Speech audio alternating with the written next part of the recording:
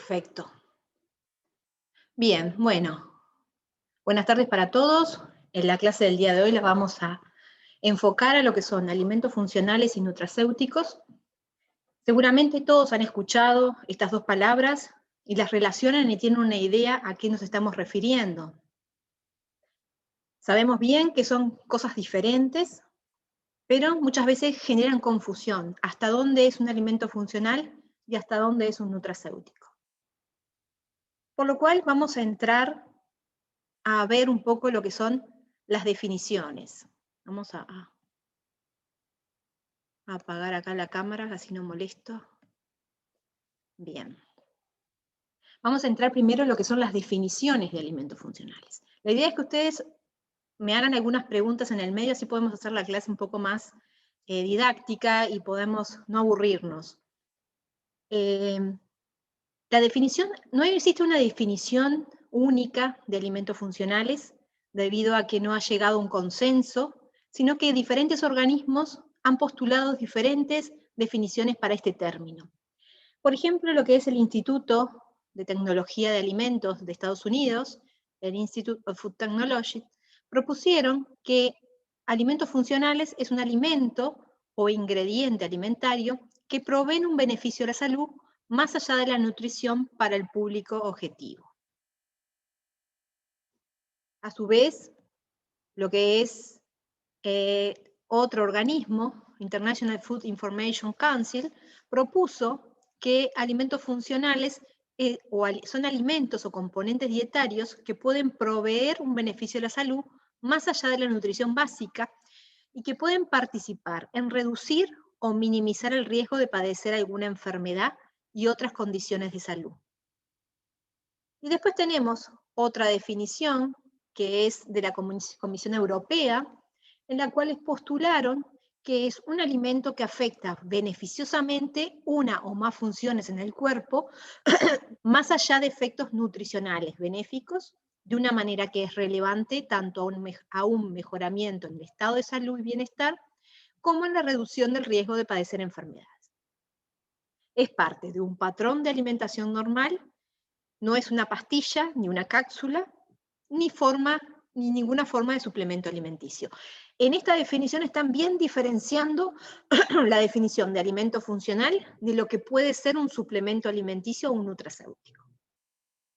Pero bueno, en conclusión de estas tres definiciones, por ejemplo, podemos dejar bien claro que cuando hablamos de un alimento funcional, estamos hablando de un alimento propiamente dicho.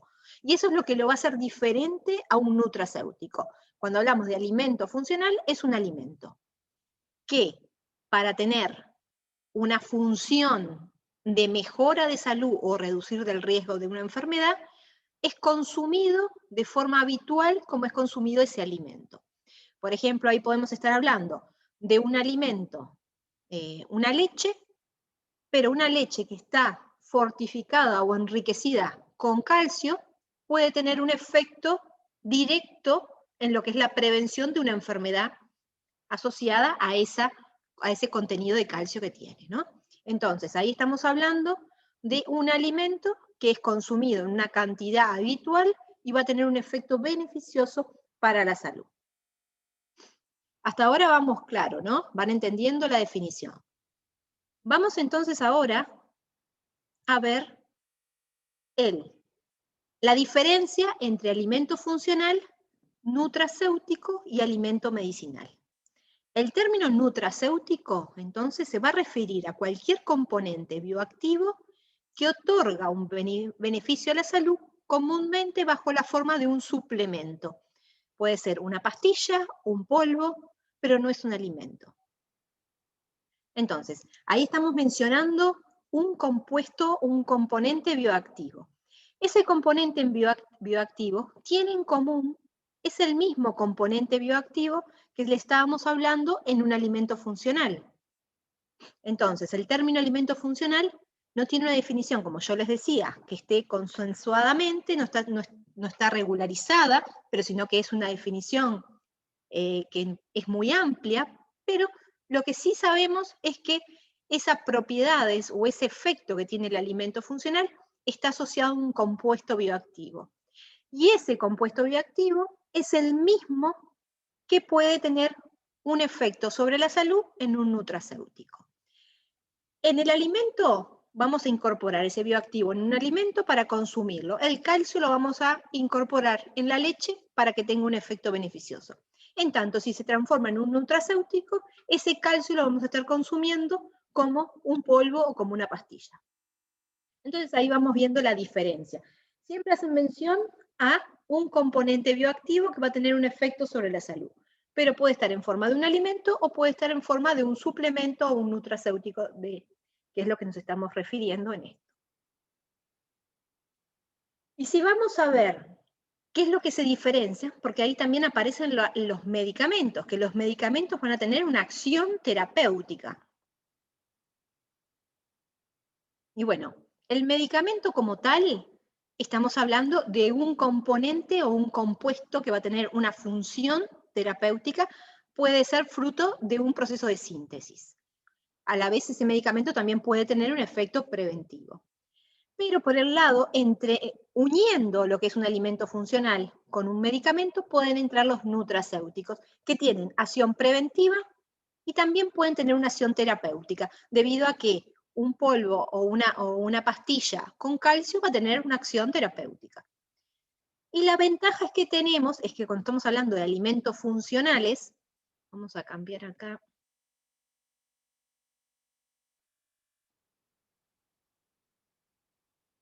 Que cuando estamos hablando de alimentos funcionales, nos estamos refiriendo entonces a alimentos funcionales y nutracéuticos de compuestos bioactivos que son de origen natural. Eso es lo que nosotros estamos remarcando y haciendo énfasis cuando hablamos entonces de alimentos funcionales y de nutracéuticos. Eso es lo que lo hacen algo beneficioso, algo positivo en lo que es una dieta, ¿no?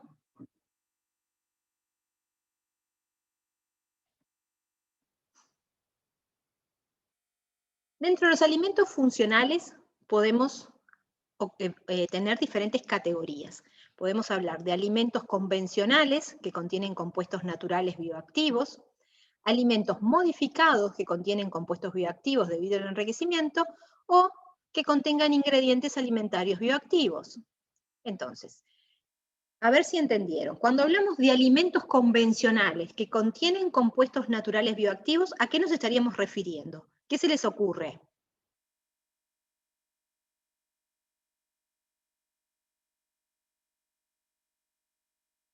¿Qué piensan? Un alimento natural que tenga un componente bioactivo. El calcio, ¿dónde está? ¿Dónde lo podemos obtener? De la leche. De la leche. Perfectamente, perfecto. O sea que la leche de por sí podría llegar a ser un alimento funcional por su composición en calcio. Piensen en otro tipo de alimentos también que tienen compuestos bioactivos naturalmente. ¿Qué se les ocurre?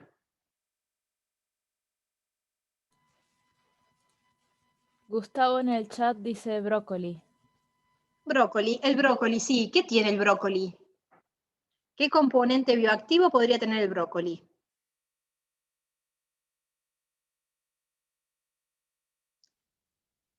Alguien que lo lea, porque no puedo leer los chats fácilmente. Gustavo dice calcio y después Jennifer está diciendo banana por el potasio. Paula Cancela dice pescados azules por omega 3 y Paula Exacto. agrega también que brócoli tiene antioxidantes. Bien, los antioxidantes, muy bien. Muy bien, cuando hablamos de antioxidantes tenemos que referirnos a un grupo de bioactivos. Pero sí, es verdad, tenemos el calcio, tenemos los omega 3, tenemos todos esos, el potasio, son todos. Entonces, si estamos hablando de que esos compuestos bioactivos van a tener un efecto en la prevención de la salud, estamos hablando de alimentos funcionales naturales. O sea que el brócoli lo podemos considerar un alimento funcional. La banana la podemos considerar un alimento funcional. A ver si puedo leer. Ah, está, bien, bárbaro. He podido abrir el chat. Sí. Profe, si aprieta Control H en la computadora, le sale la ventana del chat de manera tenés emergente. razón. Voy a ver si la abro. A ver si la... Que no me tape la pantalla. Lo que pasa es que a veces me tapa la pantalla y no veo, pero... A veces si no es con Control H, es con Alt más H. Bien, sí, la tengo acá al costadito. A ver si la puedo dejar ahí. Bien, entonces, cuando estamos hablando de alimentos funcionales, muy bien, alimentos funcionales naturales. Después teníamos alimentos modificados o que contienen compuestos bioactivos debido al enriquecimiento o fortificación. Ahí estamos hablando de otro tipo de alimentos funcionales que son, por ejemplo, como hablamos recién del calcio y la leche, bueno, la leche fortificada, a veces es necesaria esa fortificación para que podamos hablar de los, para cubrir los requerimientos para transformarse en un alimento funcional. ¿Por qué? Para que podamos incorporar que ese calcio tiene una función sobre la salud, tenemos que estar hablando de que sea aporte un 15% de lo que son los requerimientos para ese nutriente.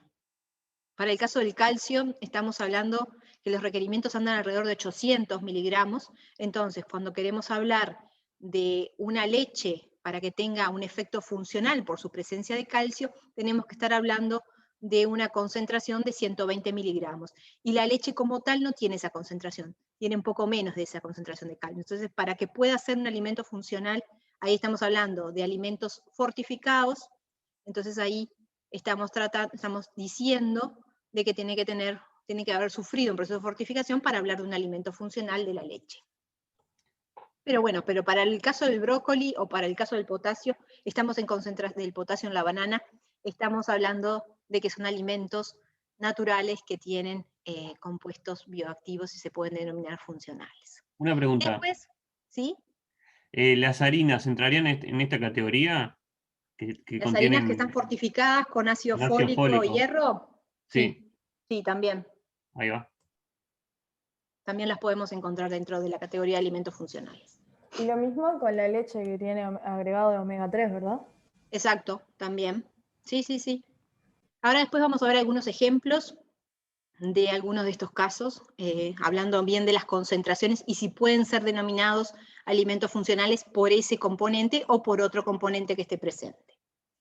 Y bueno, después tenemos hablando de ingredientes alimentarios bioactivos cuando se incorporan, por ejemplo, si incorporamos algún fitoquímico en un pan, o podemos incorporar alguna vitamina, algún mineral en ciertos productos, entonces hablamos de esos componentes bioactivos van a estar incorporándose como ingredientes alimentarios o ingredientes funcionales. Bueno, acá les traía un pequeño resumen. Se podría resumir que un alimento funcional debe ser un alimento convencional cotidiano, ser consumido como parte de un régimen normal en cantidades normales, tener efectos positivos comprobados sobre una o más funciones, además del valor nutritivo, y no afectar las propiedades sensoriales del alimento. ¿Pero por qué surgió todo esto de los alimentos funcionales? ¿Cuál fue el origen? Bueno, el origen y la preocupación llegó primero los alimentos funcionales, vamos a ver que su origen viene de Japón, con los alimentos Foshu, pero todo esto está asociado a lo que es las enfermedades crónicas no transmisibles, que son la principal causa de muerte, y son las culpables en este momento de los altos costos en los que son los sistemas de atención de salud. Hoy en día estamos viendo que tenemos una pandemia por una enfermedad que se encuentra, como es el caso del COVID-19, y bueno, también vimos que las muertes por estas enfermedades también están siendo potenciadas en el caso de personas que tienen enfermedades crónicas no transmisibles presentes. Entonces, se ha relacionado que estas enfermedades no transmisibles van a ser culpables de un gran número de muertes asociadas a otro tipo de enfermedades. Por lo cual, las enfermedades crónicas no transmisibles es una preocupación mundial en las cuales se tiende a trabajar y en tratar de reducir esta incidencia. ¿Cómo? Dado que uno de los factores principales es la alimentación, modificando la alimentación. Acá tenemos cifras de lo que es las enfermedades no transmisibles. Matan a 41 millones de personas cada año, lo que equivale al 71% de las muertes en el mundo. A su vez, afectan a todos los grupos de edad, a todas las regiones y a todos los países. Estas enfermedades se suelen asociar muchas veces a grupos de edades más avanzadas, pero los datos muestran que 15 millones de personas entre 30 y 69 años mueren por estas enfermedades. Y son las que nombramos como enfermedades o muertes prematuras, dado que son muertes que se producen a una edad previa de lo que es la expectativa de vida actual del país. Se dice que cada 2 segundos una persona entre 30 y 70 años muere a causa entonces de estas enfermedades. Dentro de las enfermedades tenemos que representan el 80% de las muertes prematuras por enfermedades crónicas no transmisibles, que son las enfermedades cardiovasculares, las enfermedades respiratorias crónicas, el cáncer y la diabetes. Y 85 de estas muertes ocurren en países de medianos y bajos ingresos, por lo cual tenemos que preocuparnos un poco más. Estas enfermedades también están asociadas, como dijimos, a una mala dieta, una dieta no adecuada. Puede ser por un exceso o por una falta. Y a su vez se suman otros factores de riesgo, como es el sedentarismo, el consumo de alcohol y el consumo de tabaco. Todo esto provoca que se desencadenen condiciones como que provocan lo que es este tipo de enfermedades, ¿no? Alto contenido de grasa en sangre, alta presión sanguínea y altos niveles de azúcar. Todo esto está asociado a la aparición de estas enfermedades. ¿Cuáles son los factores de riesgo? Bueno, nuevamente, vamos a ver. Tenemos lo que es hiperglicemia, la hipertensión arterial, lo que es la hipercolesterolemia, el sobrepeso, la obesidad, la inactividad física y la baja ingesta de frutas. Todos estos factores van a estar asociados entonces a la aparición de muertes provocadas por enfermedades no transmisibles. Y si vamos específicamente a cuál es la que tiene mayor incidencia, el 57% de las muertes están asociadas a enfermedades cardiovasculares. Y si vemos cómo inciden estos distintos factores, podemos ver que la hipertensión arterial es una de las que más incide. Un 45% de las muertes provocadas por enfermedades cardiovasculares están asociadas a personas que tienen alta presión. Esto está relacionado directamente también, si bien podés tener un factor genético, incide de manera muy importante lo que es la alimentación. Después tenemos la hipercolesterolemia, que también sabemos que tiene un factor genético, pero la alimentación va a jugar un rol principal.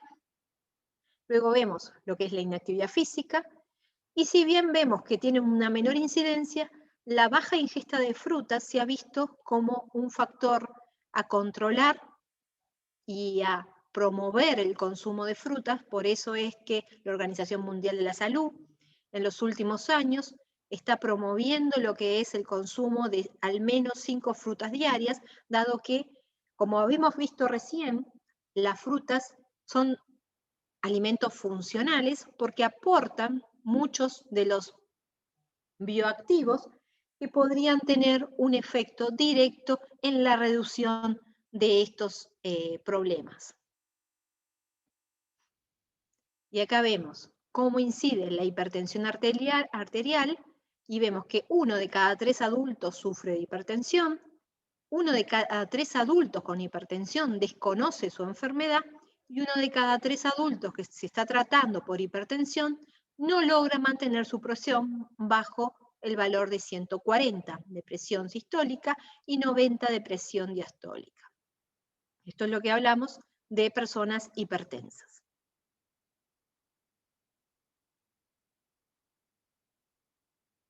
acá les quería dejar una publicación del año 2018, en la cual se quiso actualizar lo que es la información de datos de la Organización Mundial de la Salud, y en este trabajo se encargaron de generar una proyección al año 2040 en 195 países, de cuáles serían las expectativas de vida, años de vida perdida por diferentes causas de muerte, y acá en este gráfico se puede ver los años de vida perdidos, que son lo que está acá abajo, en función de diferentes factores.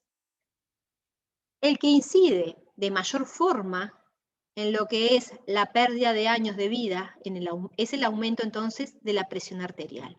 Entre 140 a 340 millones de años de vida perdidas están provocados por esta enfermedad, por este riesgo, ¿no? Asociados a esta enfermedad que podría estar provocando entonces luego lo que es la muerte por enfermedades cardiovasculares, ¿no? El aumento de la presión arterial. Y bueno, y ahí se ven cómo inciden diferentes enfermedades y cómo podríamos, mediante una alimentación, poder regular y disminuir lo que son estos factores de riesgo. Y todo esto nos lleva entonces a relacionar la dieta y la salud. Se ha visto que la adherencia a lo que es a dietas occidentales con alto contenido de azúcar, alto contenido de grasa, con alto consumo de sodio, son las principales causas relacionadas entonces con la aparición de las enfermedades no transmisibles. Todos en este momento conocen a alguien que tenga alguno de estos problemas asociados principalmente a una alimentación no adecuada, por lo cual es muy importante entonces adquirir dietas adecuadas para ganar en salud y prevenir entonces la aparición de estas enfermedades. ¿Cómo podemos actuar nosotros? Buscando o desarrollando desde el área de la tecnología, de la ciencia de los alimentos, desarrollando una oferta de alimentos, más allá de los alimentos naturales, que puedan estar disminuyendo la incidencia de estas enfermedades. Entonces es necesario llevar a cabo intervenciones eficaces basadas en evidencia científica. Comer saludablemente, cuidar la salud mental, mantenerse activos y dejar el tabaco. Estos son recomendaciones de la Organización Mundial de la Salud que están proponiendo como objetivos para mejorar entonces la salud de la población. A su vez, todos los Estados miembros de las Naciones Unidas aprobaron 17 objetivos como parte de lo que es la agenda para el año 2030, en la cual se pretende un desarrollo sostenible, tratando de disminuir lo que es el hambre. El objetivo es hambre cero, esperemos se puedan lograr esos objetivos, y se plantean diferentes estrategias basándose en diferentes puntos principales para poder lograr reducir entonces la incidencia de las enfermedades no transmisibles y lograr un desarrollo sostenible de lo que es la población. Dentro de la agenda se encuentran 17 objetivos distintos. Yo les dejo acá los principales asociados a lo que es la alimentación, que puede ser producción y consumo responsable, salud y bienestar, hambre cero, tenemos también lo que es la industria y la innovación y la infraestructura, enfocándonos principalmente a eso, al desarrollo mediante una industria sostenible, desarrollar, por ejemplo, procesos que revaloricen, por ejemplo, residuos industriales y se pueda de alguna forma lograr un consumo sin desperdicio y aprovechando al máximo los compuestos bioactivos presentes, por ejemplo, en lo que son residuos industriales de lo que son procesos de frutas, de verduras, de vegetales. Acá les quería presentar otro trabajo de intervención que quiso estudiar si cambios en la dieta eran efectivos en lo que era la reducción de la mortalidad. Este estudio involucró a cerca de 48.000 mujeres y 26.000 hombres y se siguió su comportamiento durante 12 años, desde el año 98 al año 2000. Le pedían reportes de su alimentación y lo comparaban con una dieta mediterránea o una dieta DASH. Entonces, de esa forma, registrando cuál era el tipo de alimentación que estaban manteniendo, podían después relacionarlo a ver si había una mejora o una reducción de muertes asociadas a las enfermedades crónicas no transmisibles. Ahí pudieron categorizar la dieta de cada persona en función de cuántos se asemejaban a esa dieta mediterránea o esa dieta DASH. Y en ambas dietas categorizaban, por ejemplo, como positivo el consumo de vegetales y frutas y granos. El consumo de bebidas azucaradas lo consideran un factor no importante en lo que es las dietas DASH, no así en la mediterránea. El consumo de carne lo tomaron en cuenta también. El consumo de pescados. Acá vemos el consumo de pescados. Se tomaba más en cuenta en lo que son las dietas mediterráneas. El caso de consumo de aceite de oliva. El consumo de alcohol no se tomaba en cuenta. Y de esta forma ellos podían registrar y obtener una variación de cuánto se acercaban o se alejaban de estas dietas mediante los factores positivos y negativos de la dieta, ¿no? Entonces lo que llegaron después fue a estudiar, bueno, cuando empezaron el estudio, cierto grupo tenían una dieta que no era muy adecuada, que era alta, y la fueron cambiando durante ese periodo de 12 años. Los individuos que más mejoraron su dieta redujeron aproximadamente un 30% de su probabilidad de muerte. Esto es lo que se ve acá, por ejemplo, ¿no? Esas personas que habían empezado con una dieta no adecuada, pero después redujeron, tuvieron una mejora, entonces, una reducción en un 30% de la probabilidad de muerte. O sea que fue un estudio de observación, no fue un estudio de intervención, pero pudieron decir, bueno, que podría estar relacionada la dieta con la expectativa de vida. O sea que cambiando una dieta, como ellos la denominaron, la dieta mediterránea, que tiene un alto contenido de lo que son fitoquímicos, mucho consumo de pescado, omega 3, la vieron como un efecto positivo e incidió de forma positiva en la reducción de enfermedades no transmisibles que luego podrían estar provocando la muerte. Todo esto nos hace pensar, bueno, los alimentos funcionales en sí van a jugar un rol muy importante. Por eso es que surgieron, ¿no? Porque la gente, el consumidor, está tratando de evitar, tratando de consumir alimentos más saludables, quiere mejorar su salud, quiere aumentar la esperanza de vida. Hay un interés comercial de la industria alimentaria porque hay más consumidores que están interesados en el tipo de alimentos, entonces los alimentos funcionales son cada vez más buscados por la industria para desarrollar. Deseo de mejorar la calidad de vida en la tercera edad, reducir costos sanitarios, bueno, desde el punto de vista de lo que es los gobiernos, motivan a que se genere este tipo de alimentos, y bueno, todo está relacionado entonces al bienestar, buscar el bienestar. Y yo les había comentado que los orígenes de los alimentos funcionales habían sido en Japón, y bueno, y acá estaba como un resumen de que, bueno, este tipo de alimentos estaban incluidos dentro de los que son los alimentos para uso específico de salud, que se denominan FOSHU. El programa de alimentos para usos sanitarios específicos fue el primero en usar evidencias científicas para permitir declaraciones de propiedades saludables para alimentos funcionales. En 2010, el número de alimentos funcionales aprobados por este organismo había llegado a los 950 productos, cuando la legislación en Occidente recién estaba empezando. Vamos a ver que recién en el año 2012, 2014, se empieza a regularizar un poco más lo que son este tipo de alimentos en Occidente, en Europa, en Estados Unidos, en Latinoamérica, un poco después.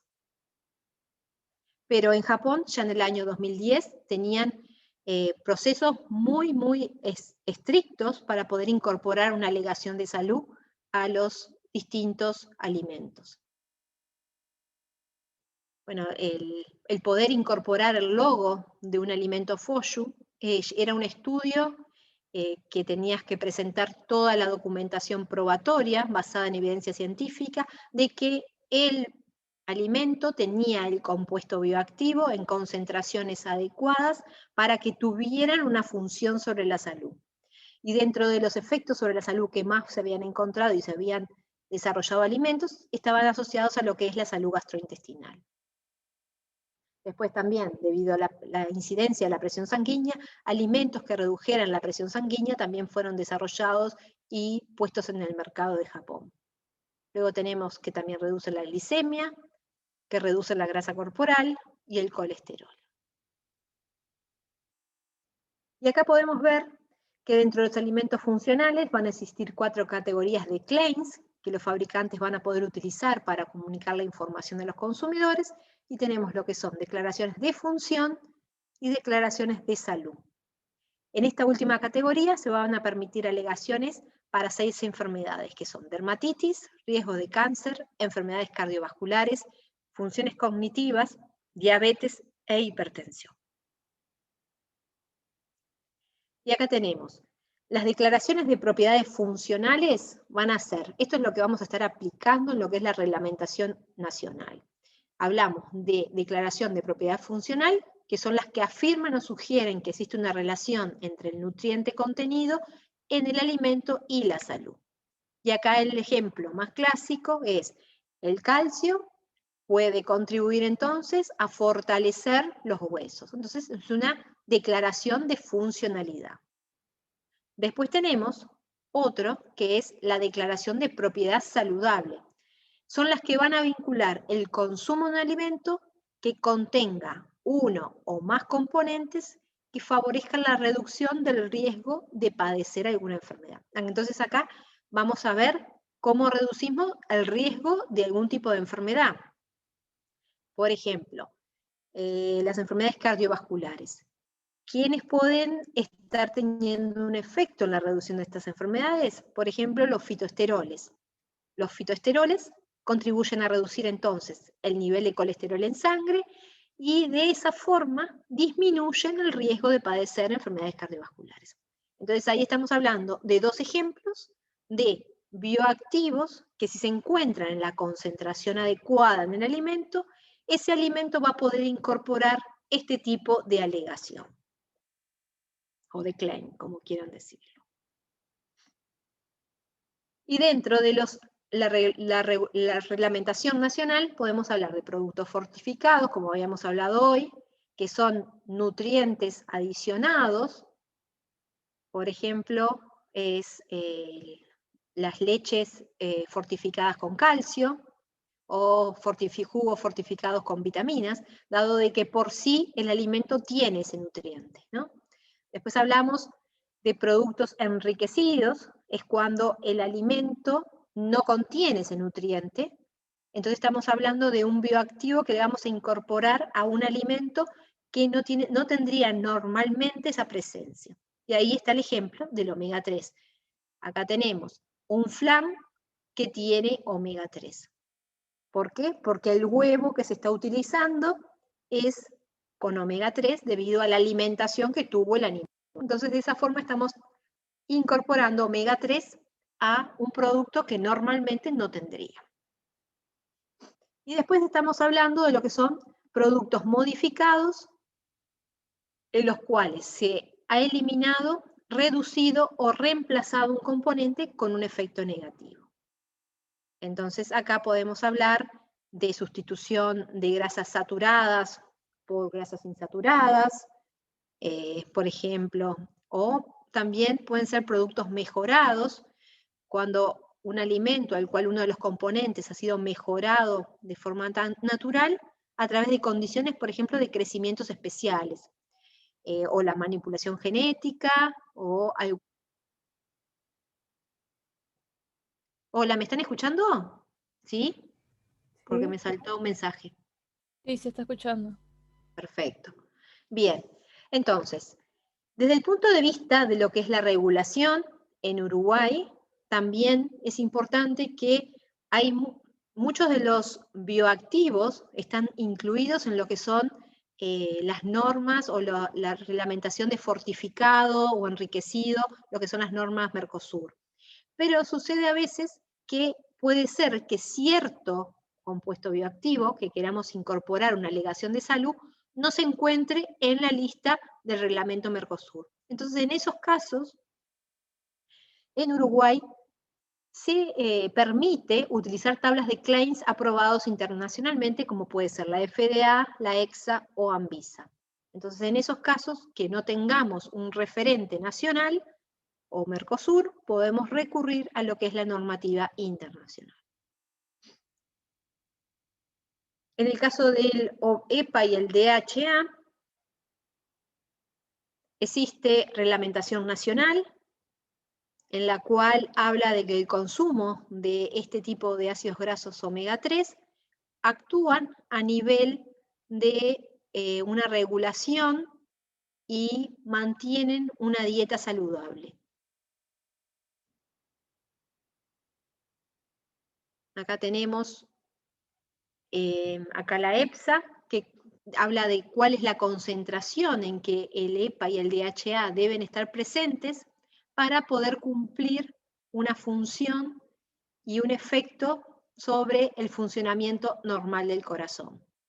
Acá tenemos que, acá podemos ver que si es fuente, habíamos dicho que para que poder incorporar una alegación de salud, cualquier micronutriente o macronutriente tiene que ser fuente de ese componente, y para que sea fuente, en el caso de omega 3, hablamos que contengan al menos 300 miligramos del ácido alfa-linolénico o al menos 40 miligramos de la suma de EPA y DHA.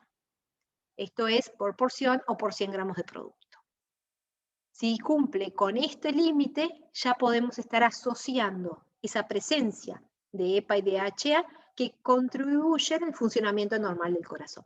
Y acá tenemos la leche con omega 3, que remarca que tiene un alto contenido en EPA y DHA, o sea que están hablando de que contiene al menos 80 miligramos de la suma de ambos, y tiene un logo asociado a un corazón. Entonces es de la Sociedad Uruguaya de Cardiología, ¿no?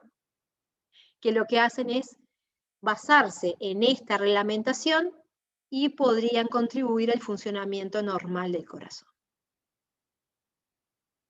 Acá tenemos diferentes productos en los cuales se ve la presencia de omega 3. Siempre hay que fijarse si estamos cumpliendo con esa reglamentación. Por ejemplo, la suma de EPA y DHA tenía que ser mayor a 80. En estos tres casos cumple, y vemos que hay siempre está vinculado a un efecto sobre la salud del corazón. Y después habíamos hablado que en estos casos tendríamos que tener, para poder hablarse de que tenga un efecto del el alfa-linolénico, habíamos hablado de concentraciones mayores a 300 miligramos cada 100 gramos de producto.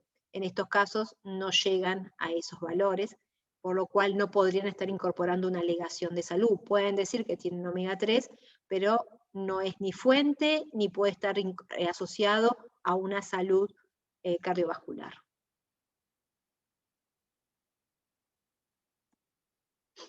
Acá les quería mostrar un ejemplo de un producto que estaba etiquetado de esta forma antes del 2010, en que entrara en vigencia la nueva reglamentación de la Comunidad Europea, de la EPSA.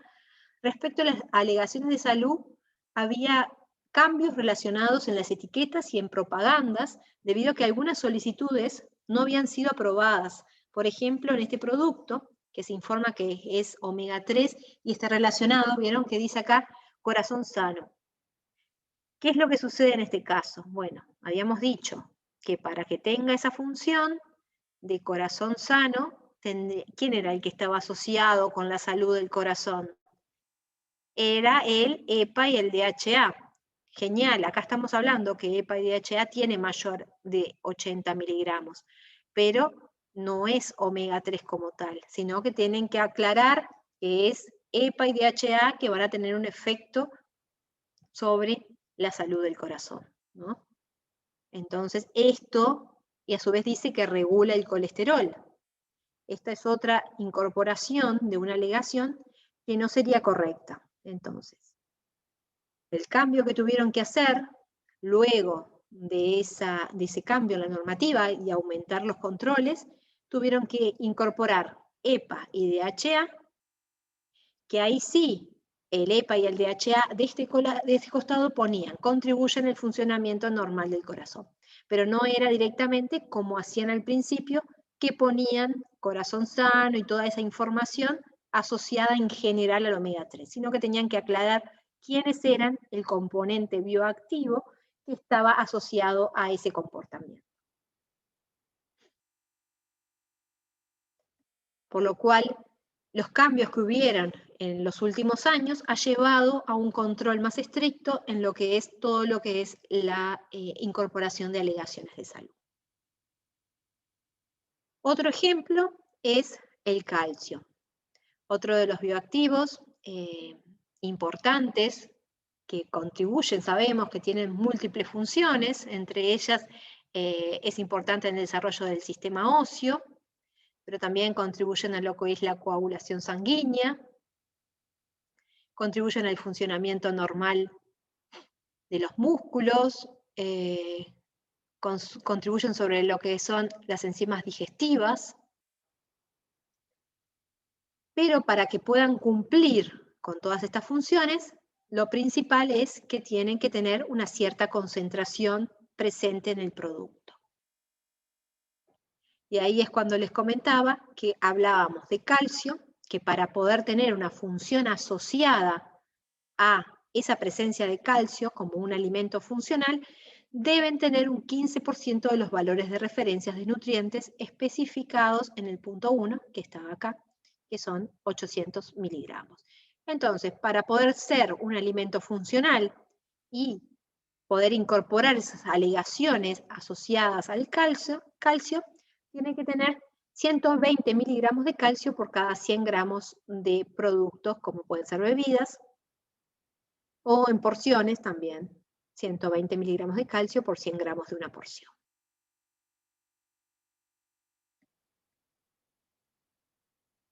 Acá tenemos asociadas otro tipo de micronutriente, como es la vitamina D, que también para poder cumplir y tener alegaciones asociadas a la vitamina D, por ejemplo, que la vitamina contribuye a la absorción y la utilización normal del calcio y el fósforo. Sabemos que la vitamina D contribuye al mantenimiento de niveles normales de calcio en sangre, que contribuye al mantenimiento de huesos en condiciones normales, y contribuye al funcionamiento normal de los músculos. Todo eso va a estar relacionado también a la concentración en que se encuentra la vitamina D presente. Y en el caso de la vitamina D, tiene que tener 0,75 microgramos de vitamina D para poder tener esta incorporación o estas alegaciones de salud asociadas. Hay varios productos que son fuente de calcio y tienen presencia también de vitamina D, que van a estar asociados a lo que es el correcto funcionamiento de los músculos y de la fortificación de huesos. Acá vemos diferentes tipos de productos, como pueden ser galletitas, yogures, leches de vegetales, como la leche de almendra, que ahí ponen que son fuentes de calcio, por lo cual si es fuente de calcio, cumple con la normativa y podría estar asociando a las alegaciones. Acá vemos otra estrategia del mercado de utilizar denominaciones como Calciforte. Bueno, acá tenemos Calciforte, el cual tiene registrado y lo venden como saludable. Bueno, esas definiciones seguramente sean mezclas de calcio y vitamina D, por eso es que le ponen esos nombres comerciales, pero bueno, están protegidos muchas veces por patentes, pero siempre que se conozca cuál es la concentración y cumplan las condiciones, eso no está mal. Acá tenemos que el calcio es necesario para el mantenimiento de los huesos en condiciones normales, dentro de una dieta variada y equilibrada y un estilo de vida saludable. Esto hay que sumar también dentro de lo que son las alegaciones de salud. Siempre tienen que estar acompañadas de un estilo de vida saludable. Si vamos a ver cuál es la concentración de calcio, vemos que estamos por unidad, estamos pasándonos de la concentración, por lo cual es correcto la alegación que se incorpora asociada a ese alto contenido de calcio, y a su vez se cubre también con la presencia de vitamina D, tiene un alto porcentaje de vitamina D. Acá hay un ejemplo, este caso era un ejemplo que tuvo que cambiar su rotulación debido, bueno, a que previo a lo que era el control estricto que hubo a partir del año 2010, se pudo ver que este tipo de productos estaban cometiendo un error en su alegación asociada a los bioactivos presentes. Este producto decía que ayuda a regular el sistema digestivo y lo relaciona directamente con la presencia del Bifidus actiregularis. Luego de que se estudió, luego que ellos presentaron toda la documentación en el año 2006, luego en el 2010 fue que se pudo llegar a la conclusión, no encontraron evidencia científica convincente de que este microorganismo fuera el que estaría asociado a esta regulación del sistema digestivo. Por lo cual, si bien la flora, los compuestos los probióticos tienen un efecto sobre la salud, no podrían estar asociados directamente a esta alegación de salud. Por lo cual,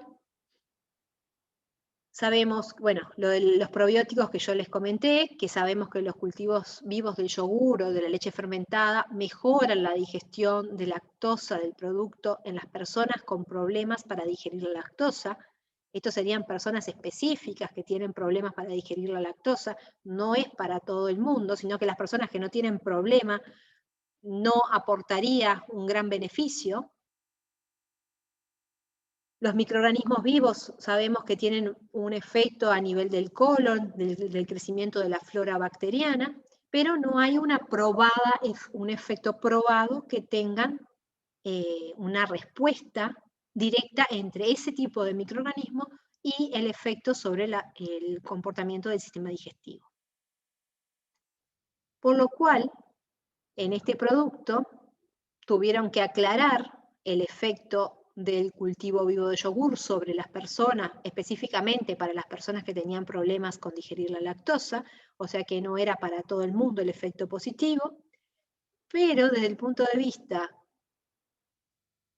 de lo que es el calcio contribuye al funcionamiento normal de las enzimas digestivas, por lo cual el efecto sobre el sistema digestivo no estaba dado por el microorganismo, sino estaba dado por la presencia de calcio. Entonces, en este caso tuvieron que modificar su etiqueta, diciendo entonces que el que cumplía, el que tenía el efecto para el sistema digestivo, era la concentración de calcio que estaba presente en este producto, que vimos que tiene más de 120 miligramos.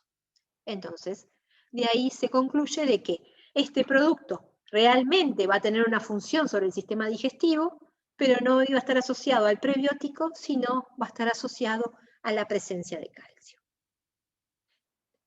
A su vez también este producto, también relacionado al funcionamiento digestivo, tiene la presencia de cloruros.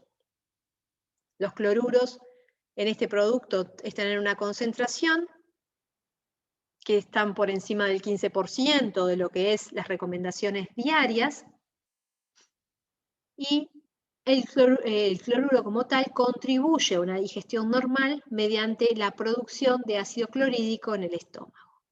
Cuando hablan de cloruros específicamente, no se hace mención al cloruro proveniente del cloruro de sodio, sino que son cloruros obtenidos de otros componentes del alimento y no por la presencia de cloruro de sodio.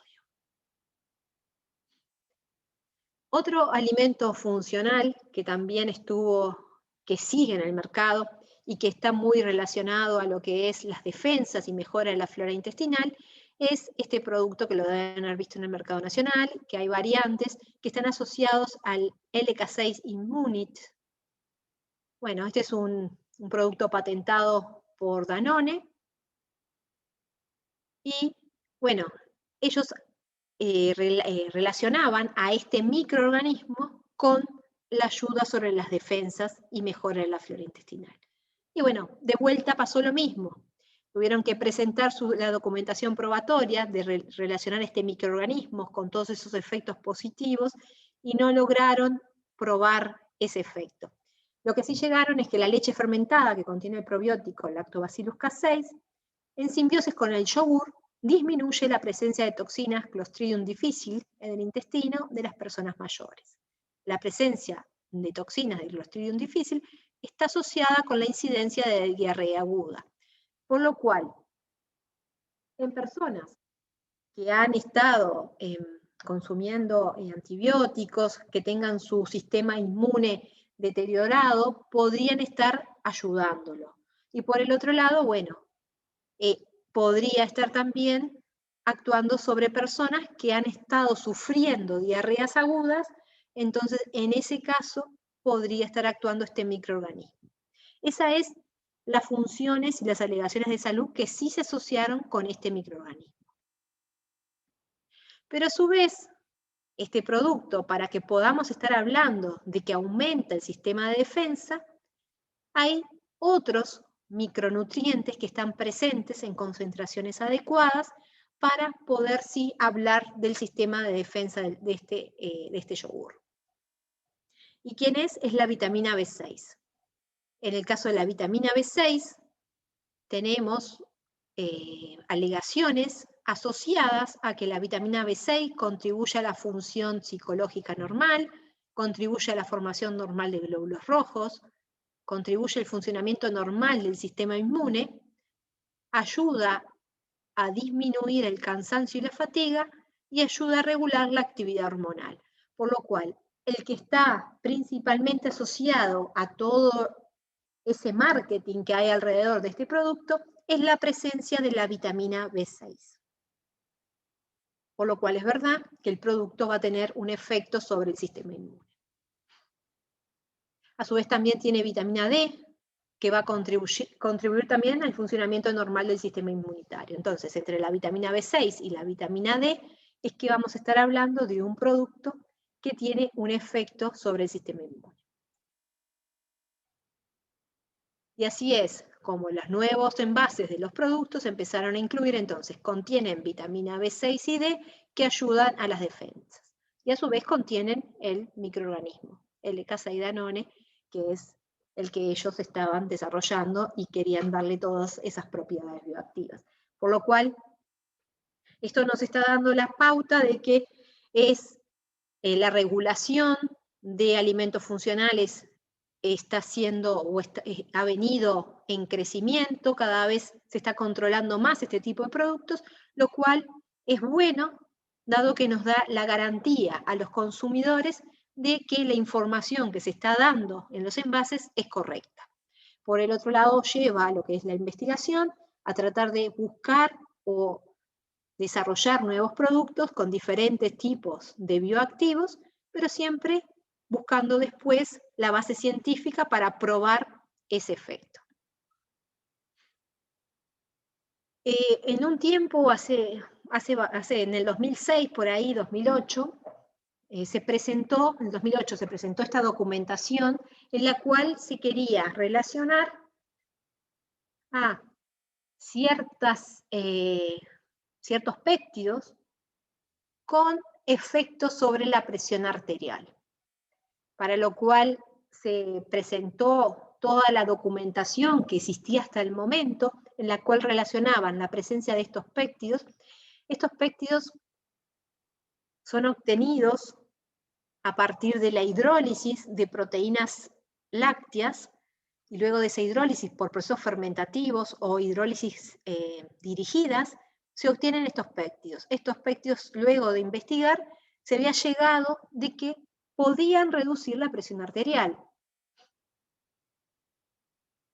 Se habían trabajado, se tenían diferentes estudios in vitro, estudios in vivo, estudios poblacionales, y presentaron toda la documentación que se tenían hasta el momento. Pero luego de evaluar toda esa documentación, si bien había muchas pruebas que estarían hablando de que estos péptidos podrían tener incidencia en la reducción de la presión arterial, el panel de expertos de la EPSA consideró que si bien existían entonces varios estudios de intervención que podrían avalar el efecto de los péptidos, los resultados no fueron concluyentes. Por lo tanto, no consideraron pertinente la alegación de salud de estos péptidos, por lo cual estos péptidos se dejaron de vender en el mercado como con efecto antihipertensivo. Igual hay mucho por seguir estudiando, capaz que una de esas en años futuros se puede lograr probar que estas secuencias puedan tener un efecto sobre la presión arterial. Pero hasta el momento no hay evidencia suficiente como para incorporar la alegación de salud. Esos péptidos estaban presentes en yogures, y bueno, lo que estuvieron haciendo estas empresas, en el caso de la empresa anterior que les mostré, optaron por sacar el producto del mercado, pero otra de las empresas que sí vendían este producto optaron por incorporar, por ejemplo, potasio, y el potasio contribuye al mantenimiento de la tensión arterial normal. Entonces, al incorporar el potasio en concentraciones como fuente de potasio, pudieron incorporar, y acá agregan la ligación asociada a que es el potasio el que va a tener un efecto en la reducción o en el control del aumento de la presión arterial.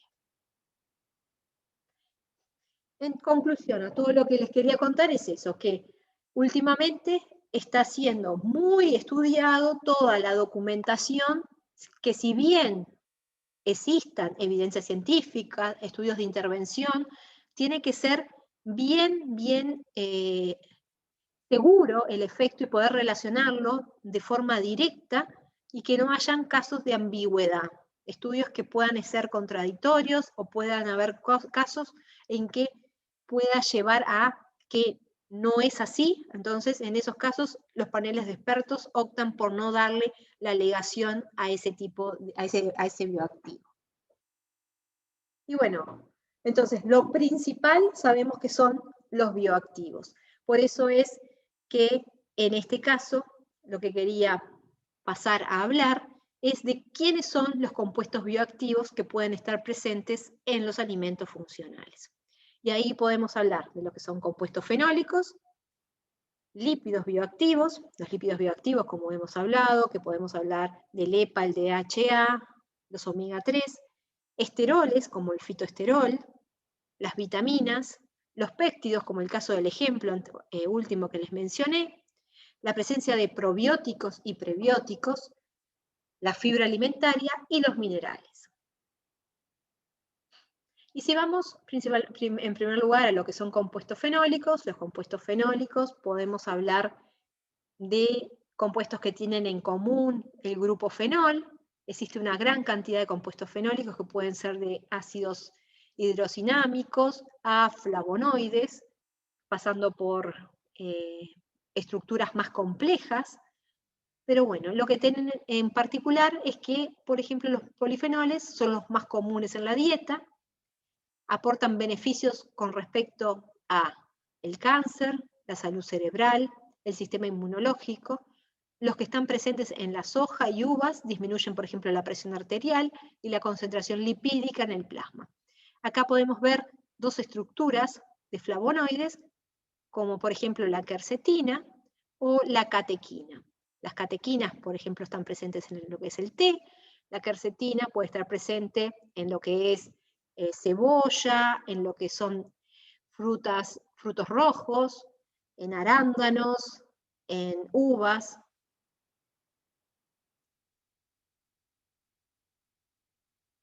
Presentes en uvas y vinos, como la catequina que les comenté, presentan función antioxidante, reduciendo la ocurrencia de enfermedades ocasionadas por radicales libres, como infarto de miocardio, arteriosclerosis, presentan actividad antitumoral, antitrombótica, entre otras.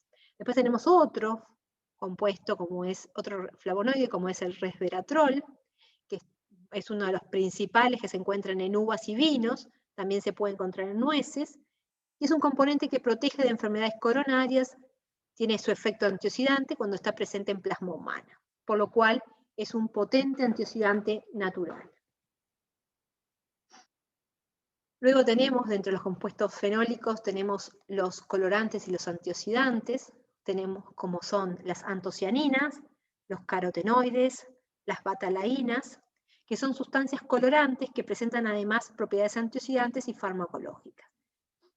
Tenemos lo que son los licopenos los encontramos dentro de lo que son los terpenos, que también son grupos que dependen de los polifenoles. Dentro de los, el licopeno está dentro de lo que son los carotenoides. El licopeno es el carotenoide responsable del color rojo en tomates, previenen enfermedades coronarias y presentan protección ante algunos tipos de cáncer. Podemos ver las características de estas estructuras que son que tienen un carácter hidrofóbico, por lo cual actúan muy bien como antioxidantes en lo que son sistemas grasos, como los carotenoides también, ¿no? Todos los carotenoides, los betacarotenos. Acá tenemos las betalainas, que estos son alcaloides y son las sustancias responsables del color en remolachas. También se pueden encontrar en raíces y flores, presentan propiedades antioxidantes y también tienen efectos sobre el cáncer, frente al cáncer de pulmón y el de piel. Por lo cual dentro de lo que son compuestos fenólicos tenemos una gran variedad de grupos que van a tener diferentes funciones, pero casi siempre van a estar asociadas a lo que son propiedades antioxidantes y a su vez de la mano van relacionadas a los que tienen un efecto anticancerígeno.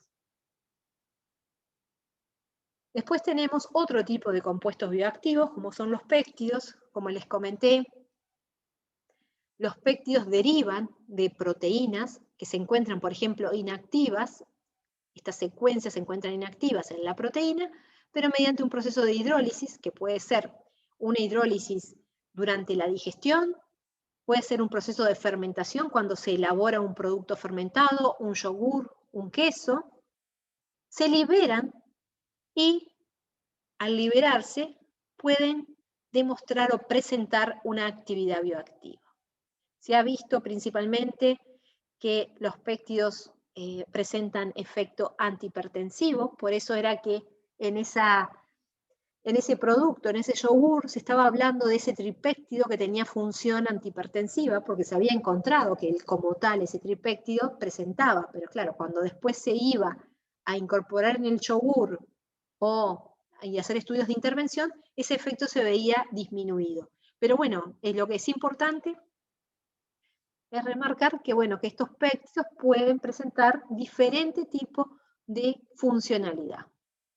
¿Quiénes son fuentes de péptidos bioactivas? Bueno, podemos tener fuentes que sean vegetales, y ahí podemos encontrar proteínas de trigo, de maíz, de arroz, de cebada, de girasol, de soja. Todos ellos han tenido y han sido estudiados como fuentes de péptidos y se han encontrado una gran cantidad de secuencias que presentan bioactividad. A su vez también hay de origen animal, leche, huevo, carne, músculo de pescado, jalea real. Todos ellos han sido estudiados y existen bases de datos en las cuales se registran todas las secuencias peptídicas que son identificadas y se asocian a una actividad. Cada vez que se encuentra un nuevo péptido, se registra en esas bases de péptidos y luego de publicarlos a nivel científico, se registran en estas bases de datos para después, cuando uno quiere saber si el péptido que encontró es nuevo o ya ha sido estudiado, puede recurrir a esas bases de datos e encontrar la información.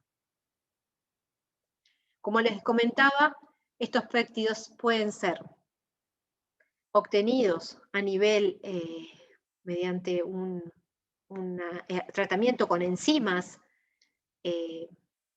no directamente en un proceso, o puede ser generado los péptidos durante lo que es la elaboración de yogures o la elaboración de quesos. Y ahí se puede estar viendo la producción de péptidos solubles en leche fermentada refrigerada.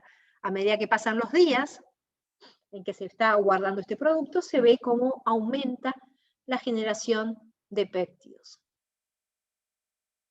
Por lo cual, una vez que se se tiene el producto elaborado, ese mantenimiento durante la vida útil puede estar dando origen a nuevos bioactivos, nuevos péptidos bioactivos. Esto sucede también con lo que son los productos fermentados de origen cárnico, que también se ha visto, por ejemplo, a partir de músculos de cerdo. En estos casos se generan diferentes secuencias de péptidos que tienen probada actividad.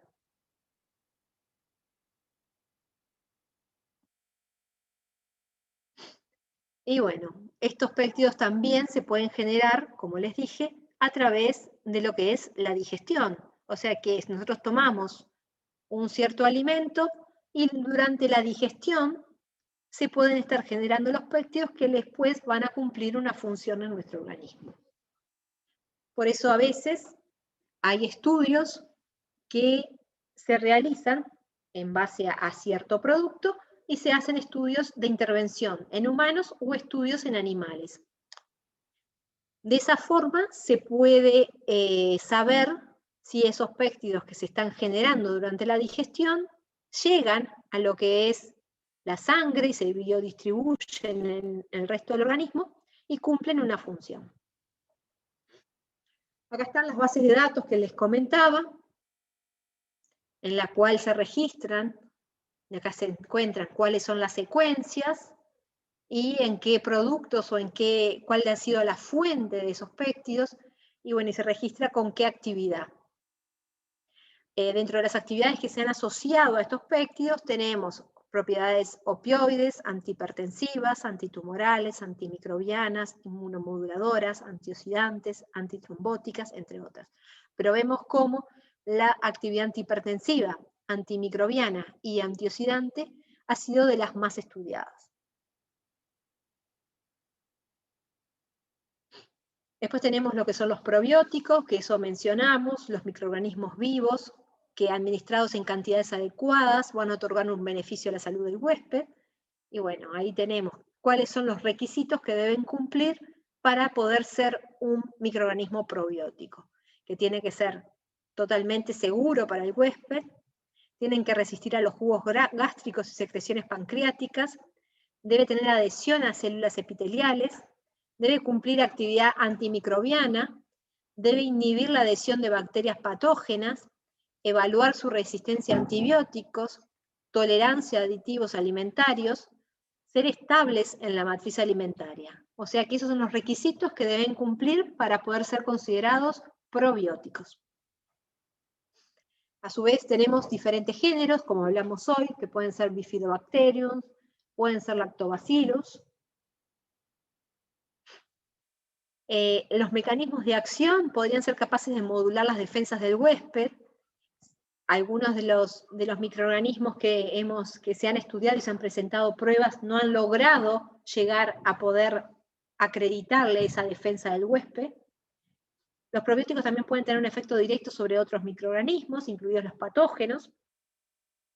Efectos sobre diferentes patógenos se ha visto y se ha probado en muchas publicaciones relacionado a eso, a cómo interactúan a nivel de lo que es la microbiota del colon, reduciendo la presencia de patógenos. Por último, los efectos probióticos pueden estar basados en acciones que afecten a los productos microbianos, como toxinas. También pueden incidir en lo que es la producción de toxinas. Muchas veces se generan ácidos grasos de cadena corta, que son los que después van a tener una función de inhibición. A su vez, los probióticos en alimentos y bebidas, hay nuevos alimentos que han sido formulados con la adición de cultivos probióticos, juegan un papel importante en lo que son las matrices alimentarias utilizadas. Dependiendo de cuál sean, es cómo van a mantener a estos microorganismos vivos, ¿no? Tenemos las matrices que más se han utilizado, son quesos, helados, postres lácteos, fórmulas para niños, mayonesas, mantecas, entre otros. Bueno, la tecnología de los probióticos son muy sensibles al estrés ambiental, como ser el oxígeno, calor y acidez. Antes de que un probiótico sea beneficioso para la salud humana, debe cumplir varios criterios, sobre todo en cuanto a su estabilidad y seguridad. Eso es muy importante. La viabilidad es un parámetro importante a la hora de desarrollar un alimento con probióticos. debido a que debe resistir todo lo que es el proceso digestivo alto y poder llegar viable a nivel del colon, y luego ahí poder reproducirse y generar el crecimiento de este microorganismo, ¿no? Tenemos diferentes formas, factores que van a afectar la viabilidad, como es la fermentación, la composición del medio, las condiciones hidrodinámicas, las condiciones físicas, subproductos tóxicos que se pueden generar, si hay oxígeno disuelto, la operación. Todo eso es la parte de la tecnología previo a lo que es la incorporación en un alimento. Luego lo que es el procesamiento, si los alimentos que van a incorporar probióticos van a sufrir un procesamiento, qué tipo de procesamiento van a sufrir, cuál es la temperatura que van a ser sometidos, si van a ser sometidos a condiciones de secado o de frisado. Luego cómo se van a almacenar, porque puede haber un proceso en el cual las condiciones de almacenamiento favorezcan que sigan creciendo, que se siga dando la proliferación. Entonces las condiciones de temperatura, humedad, oxígeno y acidez del alimento van a estar siendo un factor importante. Y también, bueno, como les comenté, lo importante que va a tener el paso a través del tracto gastrointestinal. Si va a sobrevivir a la acidez del estómago, a la actividad de enzimas que van a estar presentes, la composición todo del ambiente, o sea que el pH en el cual va a estar, la temperatura, la presencia de sales biliares, muchas veces pueden estar rompiendo la estructura del microorganismo, perdiendo viabilidad. Dentro de los beneficios que se han asociado a los probióticos, bueno, la prevención de la diarrea es uno de los efectos que más han sido probados. Hay pruebas sólidas in vitro de que ciertas cepas probióticas pueden inhibir el crecimiento y adhesión de una serie de enteropatógenos, y estudios en animales han indicado efectos beneficiosos contra patógenos como Salmonella. Recuerdan que el microorganismo que les mencioné anteriormente, que se encontraba presente en un producto comercial, tenía un efecto sobre un patógeno, y ese era el efecto que estaría asociado a la prevención entonces de la diarrea. Luego teníamos que también pueden llegar a tener un efecto sobre el cáncer. Los probióticos disminuyen la producción de enzimas como la beta-glucuronidasa, la nitroreductasa y la ureasa, que estas enzimas participan en la activación metabólica de los mutágenos y carcinógenos, por lo cual tendrían un efecto indirecto de control de lo que es la proliferación de diferentes compuestos mutagénicos. A su vez también se ha probado que tienen efectos sobre alergias. Se administró en este caso Rhamnosus GG a mujeres embarazadas durante 4 semanas antes del parto y seguidamente a los recién nacidos con alto riesgo de alergia durante 6 meses, y se observó una reducción significativa de la enfermedad atópica precoz. En otros estudios clínicos con lactantes alérgicos a la leche de vaca se alivió la dermatitis atópica mediante la ingestión de cepas probióticas. De vuelta estamos hablando del L. Rhamnosus GG y el Bacillus lactis BB12. Y otros beneficios asociados a los probióticos: en personas por lo demás sanas, la ingestión de cepas probióticas no ha dado lugar a una colonización y supervivencia duradera y mensurables en el huésped. Los microorganismos persisten días o semanas, por lo tanto la utilización de probióticos confiere probablemente efectos más transitorios que duraderos, por lo que parece ser necesaria una ingestión continua. Por lo cual, lo que se ve es que para poder cumplir una función, estos probióticos tienen que ser consumidos por un periodo constante para poder llegar a hacer la cepa que prolifera en ese medio. Luego tenemos lo que son los prebióticos, que son ingredientes que son resistentes a la digestión, que son no digeribles, que tienen efectos beneficiosos porque es capaz de estimular selectivamente el crecimiento de la actividad de un número limitado de bacterias en el colon, cuando son fermentados, adquiriendo así un rol primario en la fisiología intestinal. ¿Quiénes son los prebióticos? Bueno, los prebióticos tenemos ahí a los polisacáridos, los que se denominan a veces fibra alimentaria. Por eso es que la definición de prebióticos se solapa con la de fibra alimentaria. Se diferencian en su selectividad para favorecer el crecimiento de algunos géneros de bacterias endógenas. Cuando hablamos de fibra alimentaria, se entiende la parte comestible de los alimentos de origen vegetal o los hidratos de carbono análogos que son resistentes a la digestión y o absorción en el intestino delgado, como fermentación completa o parcial en el intestino grueso.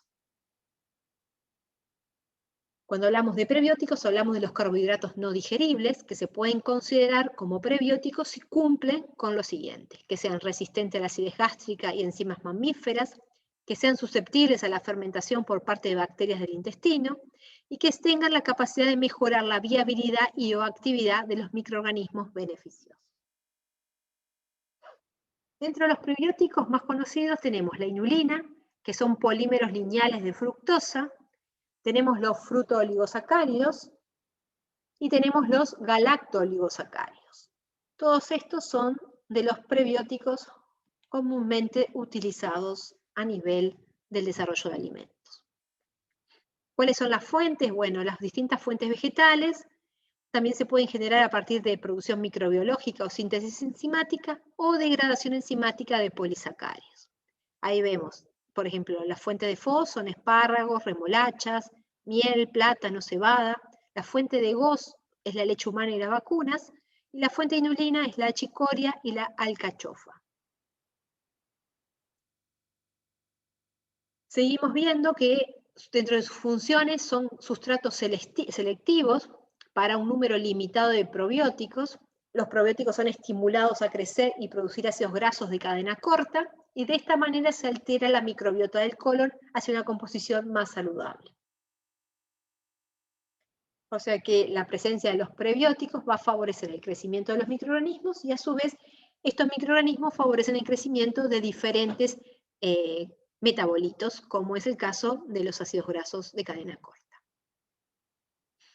Acá tenemos las aplicaciones. La utilización de prebióticos como componentes alimentarios tiene múltiples ventajas, ya que mejoran características sensoriales, además de proveer una composición nutricional mejor y más balanceada.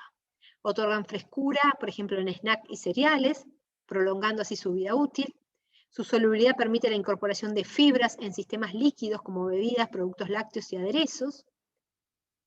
Debido a sus propiedades gelificantes, mejoran los alimentos bajos en grasas, sin efectos adversos en el sabor o en la textura. Dentro de los efectos de los prebióticos en el crecimiento de probióticos, dentro de las bacterias que habilitan el tracto gastrointestinal, las bifidobacterias y los lactobacilos son las que aportan un efecto beneficio al huésped. Y la ingesta, para que tengan efecto, tiene que ser de 2,5 gramos día de prebióticos, es suficiente entonces para incrementar los niveles fecales de bifidobacterias. Dentro de los beneficios está lo que es la gastroenteritis aguda, que existe la posibilidad que el aumento de bacterias benéficas junto con otros factores, como ser el estado inmune, ofrezcan una protección mayor. Y a su vez, la idea de combinar propiedades prebióticas con actividad antiadherente está bajo investigación.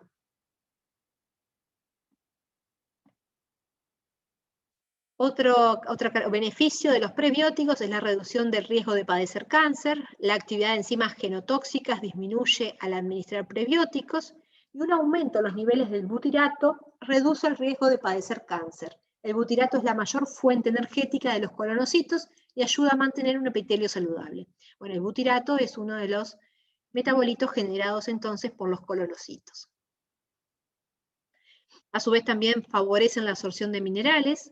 La adición de GOS a la dieta de ratones aumentó la absorción de calcio y magnesio. El mecanismo aún no es claro.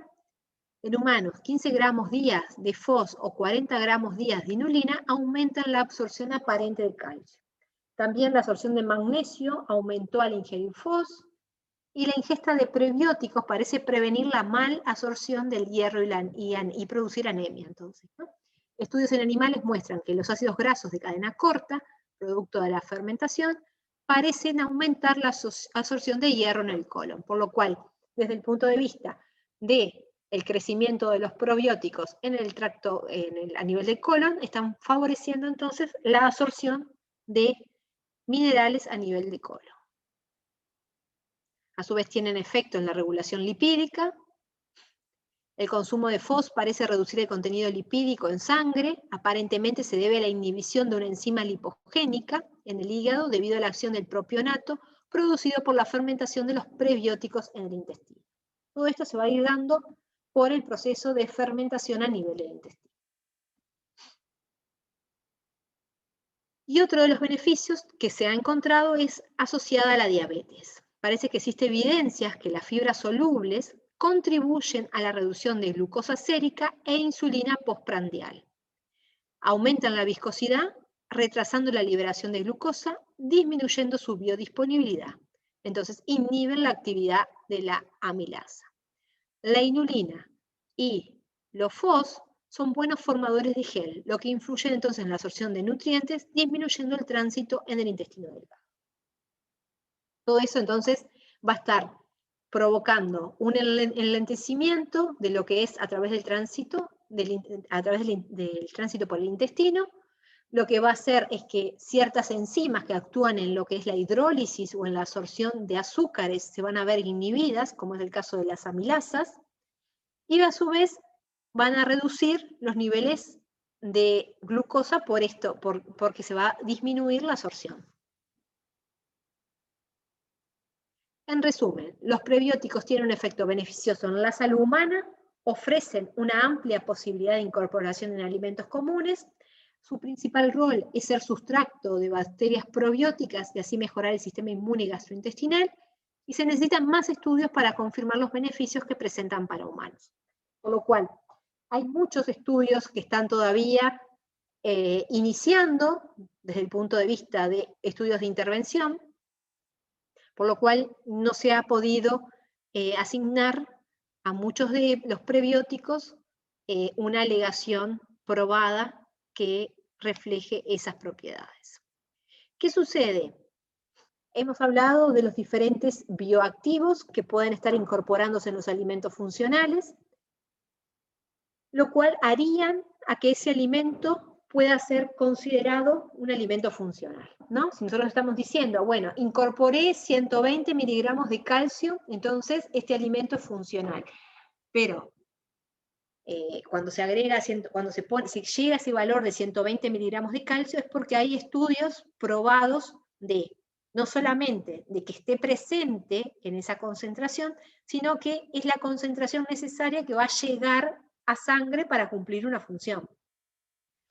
En el caso de calcio es que llegue a nivel de la formación de huesos, formación de músculos, en concentraciones adecuadas. Por lo cual, para poder incorporar una alegación de salud, es que es necesario los estudios, como comentamos, no solamente estudios in vitro, sino también estudios de absorción y metabolismo a nivel de estudios celulares, estudios de distribución en animales y luego los estudios de intervención en humanos con grupos controlados que nos ofrezcan la información correcta de que ese bioactivo va a cumplir esa alegación de salud que nosotros queremos incorporar. En primer lugar, estábamos hablando de la biodisponibilidad. Para que esté biodisponible se refiere entonces a la fracción de la sustancia que llega a la circulación sanguínea desde el tracto gastrointestinal y que de esta manera está disponible para promover su acción dentro del organismo. O sea, que llega a la circulación sanguínea y es biodistribuido en los órganos para cumplir su función. Para poder hablar de biodisponibilidad,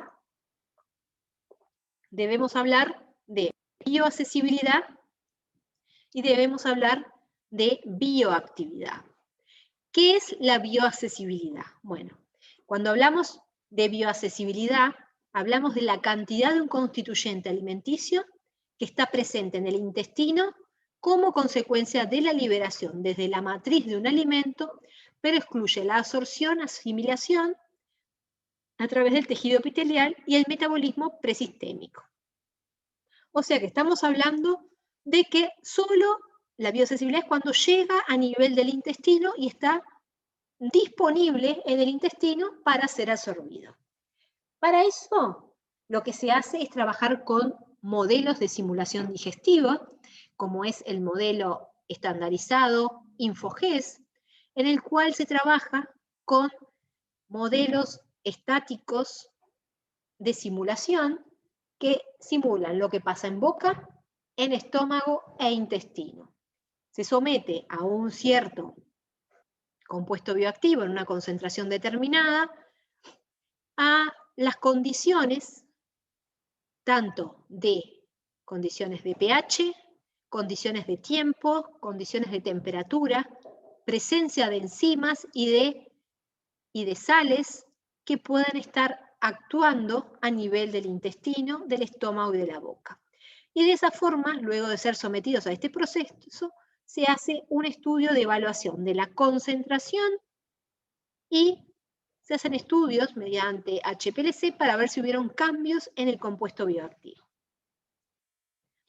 La evaluación de la digestión es afectada fuertemente por el análisis de la fracción digerida. Entonces, una vez que llega el digerido, que era lo que les estaba comentando, que se obtiene luego de la digestión, se somete a un proceso de centrifugación, ultrafiltración o diálisis para quedarnos con la fracción digerida y con la fracción que continuaría hacia el colon. Depende de qué sea lo que nosotros queramos determinar, tenemos que cuantificar una u otra fracción. Si estamos hablando del componente prebiótico o probiótico, vamos a quedarnos con la fracción insoluble, que es la que va a continuar hacia el colon. En tanto, si queremos evaluar el proceso de absorción de un compuesto fenólico o el proceso de absorción de los ácidos grasos, tenemos que trabajar con el digerido. Además de modelos estáticos, hay modelos dinámicos que también se pueden utilizar, son más costosos, por lo cual cuando trabajamos a nivel de laboratorio, acá en Uruguay, trabajamos con modelos estáticos. Estos son los modelos dinámicos que existen, que lo que van a hacer es simular lo mismo. Estos modelos lo que tienen de bueno es que son reactores que van a simular lo que pasa de vuelta en boca, estómago, intestino. El intestino se trabaja con las diferentes regiones del intestino, y luego se pasa a lo que es el colon. Y también acá vamos a trabajar con lo que es el colon ascendente, el colon transverso y el colon descendente. Y de esa forma se puede estar registrando el comportamiento, tanto a nivel del sistema digestivo, a nivel digestivo alto, como el nivel digestivo a nivel de colon. Acá tenemos de vuelta lo que les comentaba recién en la imagen anterior, los reactores que van a simular las diferentes etapas de lo que es el proceso digestivo, para luego terminar en las heces artificiales que se van a generar como residuo después de pasar por todo este proceso. Son modelos in vitro que se utilizan mucho como para poder estudiar el comportamiento de diferentes bioactivos. ¿Qué pasa con el digerido? Nosotros obteníamos un digerido que es el que va a ser supuestamente sometido a las células del intestino, los enterocitos, y van a poder atravesarla para poder llegar a sangre y de esa forma distribuirse en el organismo. Ese estudio se hace mediante un estudio de absorción, en lo cual se trabaja con estudios celulares, se trabaja con monocapas de células tipo CACO2, que son células de intestino, células cancerígenas, y de esa forma se hacen estudios de evaluar cuánto es lo que pasa o atraviesa ese bioactivo. Entonces, de esa forma sabemos lo que nos quedó, el digerido del proceso de digestión, lo podemos colocar en lo que es la cámara apical, y mediante se les deja un tiempo en la presencia de las células, acá tenemos un cultivo celular, mediante estas cápsulas, acá vemos, se va a dar el pasaje. Y de este lado vamos a estar recogiendo y haciendo una cuantificación del compuesto bioactivo que sí atravesó lo que es esta membrana de células. Y de esa forma se puede estudiar cómo es el comportamiento de absorción a nivel celular. También se pueden hacer estudios de diferentes actividades, cómo pueden actuar los bioactivos a nivel celular, y se puede seguir trabajando entonces con lo que pasa a través de las membranas para ver cuál sería la concentración y cuál sería la biodistribución que se daría a nivel de estudios, por ejemplo, de animales.